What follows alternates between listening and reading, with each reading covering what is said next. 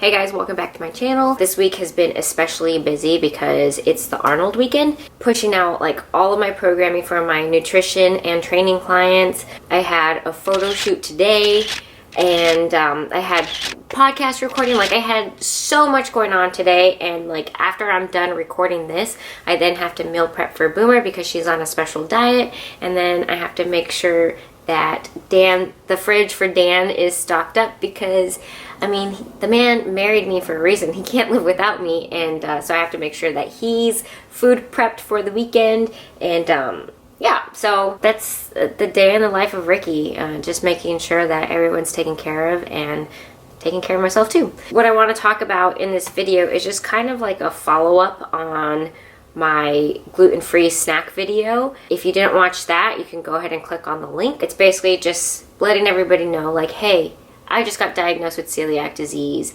and that's pretty much all I said on the video. And then I was like, let's move straight to the gluten-free snacks, just because it's kind of a touchy subject for me. I'm still trying to process all the new information, and you know, it's a big learning experience for me. I do have a couple of clients with some autoimmune diseases, and I don't know, it was easy for me to like talk to them about their autoimmune diseases, you know, like, hey, we got to go gluten-free, or we need to like not eat this, or go higher in fats than carbs and whatever. But then once they happen to me, it's just like, oh my God, what's going on? I don't know what I'm doing. What is this? Like, I don't even know what gluten actually is. So I actually really had to educate myself. And I mean, I still am.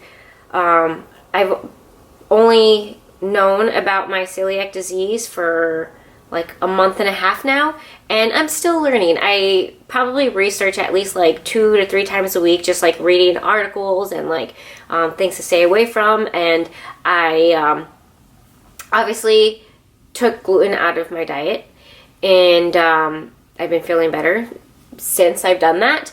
And one of my friends who's been gluten-free for 6 years was telling me that, hey, maybe I should go the next step and take out dairy products from my diet, because you know, a lot of people that have a gluten sensitivity may have sensitivity to dairy with lactose. I mean, for a gluten sensitivity, what triggers the celiac disease is the protein that's in the gluten called gliadin. I'm not ready to take that step just yet. I don't drink milk. I drink almond cashew blend, but I do like shredded cheese like on my eggs. I don't go too overboard on the cheese. I love cheese. You don't even know, man. I do like Icelandic yogurt. I do eat that probably every night, every other night, but that's pretty much all the dairy that I get. Even my coffee cream is made from almond milk. Just experimenting with stuff like that. Actually, yesterday, I'm trying to figure out what I ate yesterday, and I've been looking through my food log trying to figure it out, but like, I bloated for the first time in like 6 weeks, and I have no idea what the change was. It could have been anything, and I did have to switch to plant-based protein. I just know it's safe for me, and that's like the other thing, is just like reading labels like on everything. Okay, so let's start from the beginning. I mean, I've tried to record this video I don't know how many times, and like I tried recording it like when right before I had my first appointment to figure out what the hell's going on with me, but I was very emotional. I was too emotional, and I'll get to that. But that's why I'm going to be very informal about this and just like cool little edits. Not that I know how to do it. I'm not Simply Mandy here. But I just want to make sure I get the information out there to you guys, and just, I don't know, keep everybody in the loop. I'm okay, and this is how I'm dealing with it, basically. But all right, so let's start from the beginning. So a lot of you might know that I did dabble into like a vegan lifestyle for about, I don't know, 3-4 months. I was in preps for nationals in the 48 kilo, which is 105 pounds. And I think at that time I was probably walking around like 117 pounds. And so I did vegan, felt great, energy was still there. I ate like the same amount of calories, maybe not so much in protein, but in the macros or in the carbs and fats. Yes, I was. And I felt good. And I actually really, like, I enjoyed it. I had clear skin because I was eating, you know, more vegetables, more raw foods. I did substitute my meats. There was one thing that I ate a lot of, which was seitan. By definition, it comes out as gluten loaf, and thought nothing of it because it tasted delicious. I used to get it at Whole Foods, and so that and it had like, I don't know, like 20 grams of protein per serving, which is like awesome for a vegan food. And I did try to stick with more vegetables and not reach for like the processed foods, like the veggie burger patties or whatever. Amy's does have a really good one though. But then like, I really did miss cheeseburgers, and so I talked to my coach, and he was like, yeah, I don't think you should do vegan. Like, just go back to eating normal. I was like, yeah, you're right, because like I'm prepping for nationals, and I really shouldn't be doing like out of the ordinary things when I'm trying to cut weight, like in preps for like a national meet. So I did bring like chicken and ground beef back into my diet. Didn't bother me. I didn't have the shits or anything. More of like a paleo diet, and that was just so I can have voluminous food and be able to, you know, not feel so starved while I'm cutting weight and like my calories are going down. I did make weight, and after that meet, like the day of that meet actually, like after I was done with my last lift, my coaches and I were like, all right, no more cutting to 48 kilos anymore. It's time to get strong. My new weight class will forever be 52 for powerlifting and 53 for weightlifting, and we all agreed on it. Cool. So over the summer, because nationals was in May, over the summer, my job was just to eat at a surplus and focus on strength. Just get strong all summer long through the fall. Fine, cool. It was my birthday in the summer. I got married in the summer, so I ate anything and everything, and I started eating more and more processed foods because, I mean, I'm in a surplus, I'm in a bulk phase, and I just like needed to take a break from tracking macros. So I just ate when I was hungry and ate what I was craving, and that's it. And obviously I'm gaining weight, totally fine with it, because I'm getting strong, and so I don't give a about what I look like because I am getting strong. Like June, I was about like 115. Come July, I was like 118. And I was steady 118, 119 for the summer. And then fall comes, and I do notice I'm starting to get like rashes like on my elbows and my ankles. Like they just like felt really dry. And I would break out a lot on my chin. And those of you know that I love Tula, and Tula really helped me with hormonal acne, and it wasn't helping me, and I had no idea what was going on. And I was like, you know what? You know, it's just my body, whatever. And I did bloat a lot. Every night I was looking like I was 6 months pregnant, and my stomach hurt, and I would be constipated for like 3 days, and it was just happening like more often than usual. But I thought nothing of it. I was like, you know what? It's just because I'm eating like shit. That's my fault, but I'm not going to stop because I'm happy. I'm fine.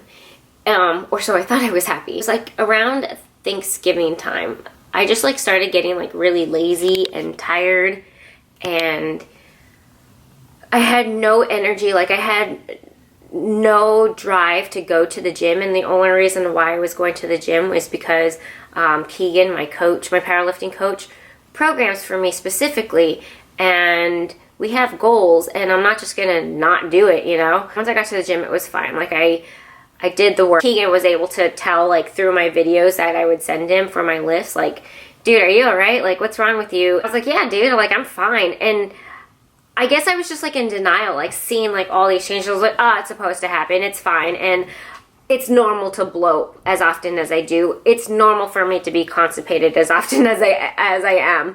And then after I was constipated for 3 days, then I would be like having diarrhea for like 2-3 days. And it was just a vicious cycle. And my farts, I'm sorry, like this is maybe TMI, but maybe not. You guys need to know this. Like my farts were gross. They were out of control. Is a funny word. Anyway. Oh, speaking of farts, Boomer, you stinky. You a stinky puppy. Come here. Around like Thanksgiving time, I just like got really lazy and like unorganized, and I'm normally like a super clean, neat freak, and like my office is my makeup room / closet.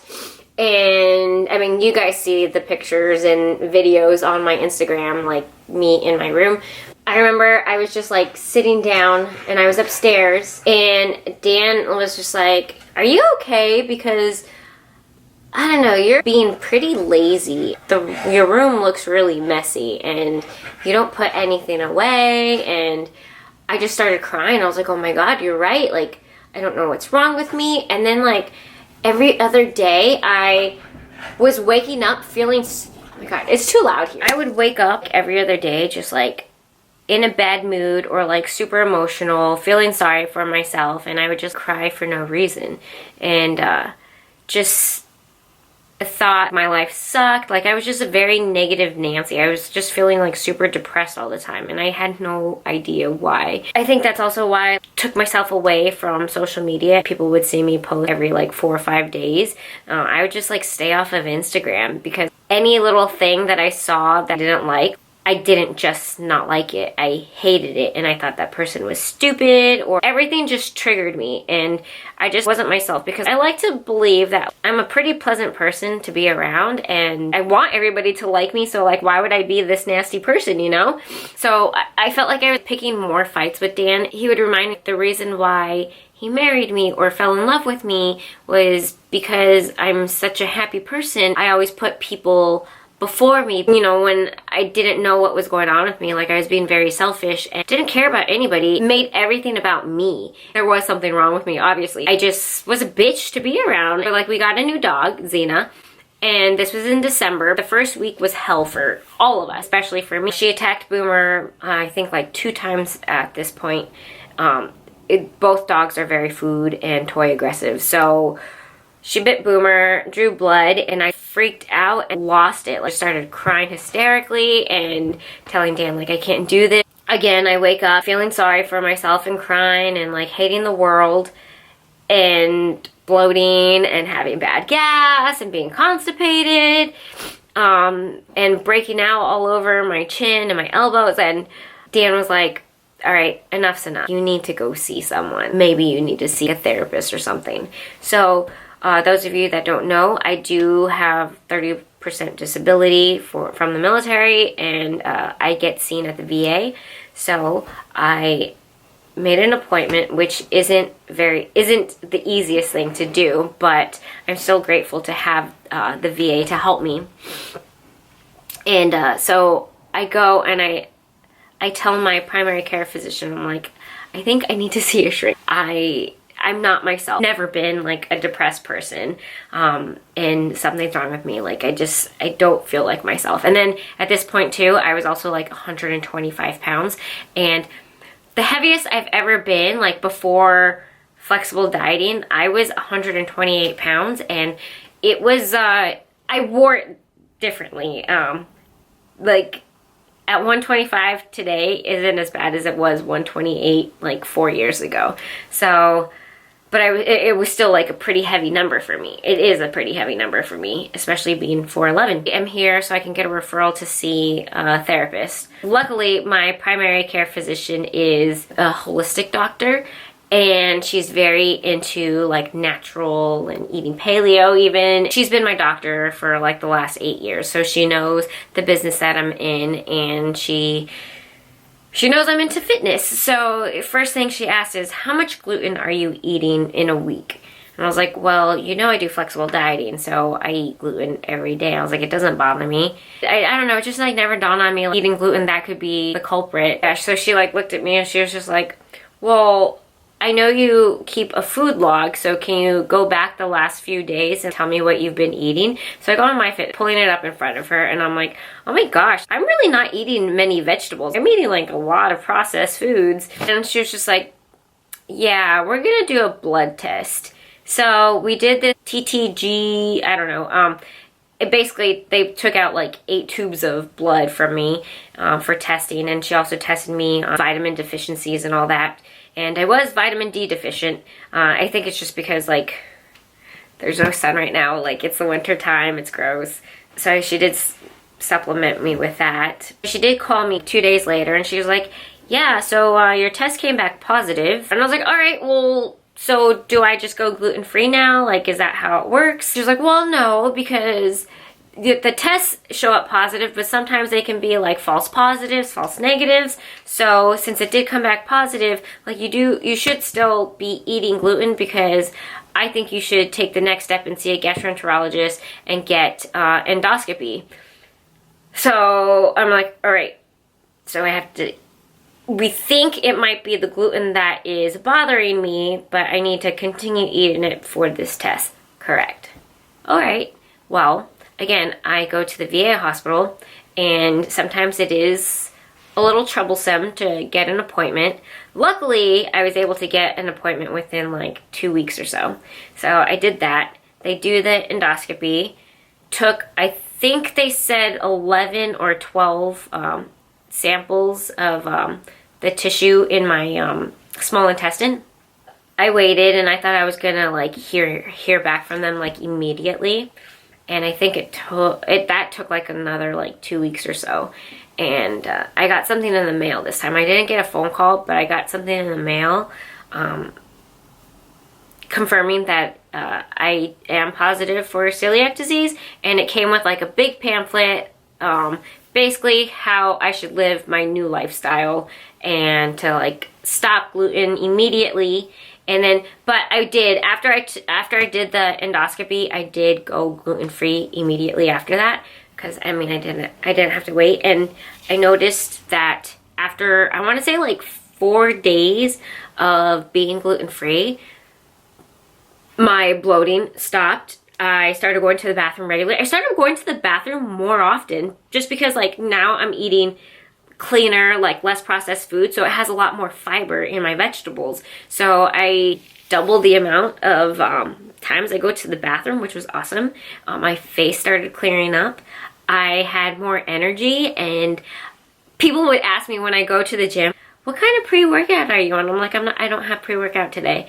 And they're like, wow, you're very happy and energetic right now. Like, you don't talk this much ever when you're training. I don't know, I just felt like a completely new person. And it's so crazy to think how much food not only affects us physically, but mentally. I could cry right now because I'm so happy that, like, although yeah, it sucks to say, hey, I'm diagnosed with celiac disease, don't offer me that donut, don't offer me that pizza, but like, I feel so much better because I know how to prevent that awful feeling. As I had mentioned before, I was 125 pounds the day that I got my blood tested, and today I weigh 119.8 pounds, and that was just from removing gluten from my diet.